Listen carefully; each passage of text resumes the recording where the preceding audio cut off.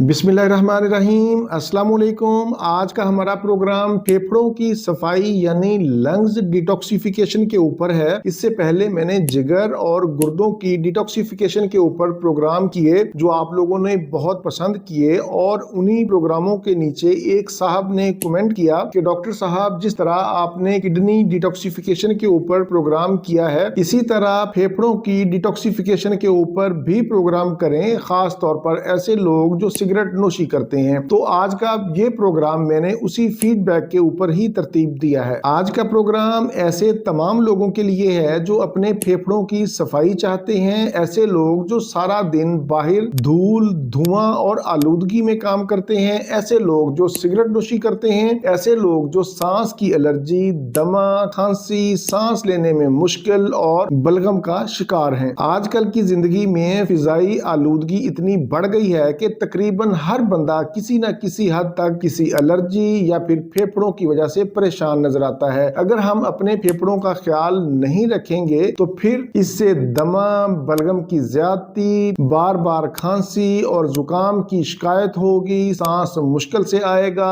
थकन महसूस होगी, कुव्वत मुदाफत आपकी कमजोर हो जाएगी। अगर आप अपने फेफड़ों की डिटॉक्सिफिकेशन करते हैं तो इससे सांस की कारकर्दगी बेहतर होगी, मुदाफती निजाम मजबूत होगा। जब मुदाफती निजाम मजबूत होगा तो तवानाई में इजाफा होगा, इन्फेक्शन का खतरा कम होगा, खांसी, एलर्जी और बलगम की मिकदार कम होगी। मुख्तसर आप ये कह सकते हैं कि फेफड़ों की सफाई से फेफड़ों की मुरम्मत में मदद मिलती है। आज मैं आपको होम्योपैथी की एक ऐसी चोटी की दवाई बताने जा रहा हूँ जो फेफड़ों के लिए अक्सीर का काम करती है। इसको आप हिफ्ज़े मातकदम के तौर पर भी इस्तेमाल कर सकते हैं। इस दवाई का नाम है स्पोंजिया टोस्टा। इसको आपने क्यू यानी मदर टिंचर में लेना है। ये दवाई फेफड़ों और सांस की नालियों की सफाई का काम करती है, बलगम को बाहर निकालती है, सांस की दुश्वारी और खांसी से आराम देती है, मौसमी या माहौल की आलूदगी के असरात से होने वाली तकलीफ में इंतहाई मुफीद है। इस दवाई के 10 कतरे रोजाना आपने